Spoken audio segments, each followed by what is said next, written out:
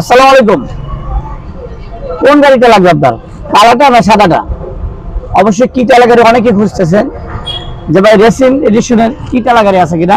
এই দেখেন double disc, একেবারে super fresh condition, smart card, প্রথম মালিকের গাড়ি, একটা রেসিং এডিশনের।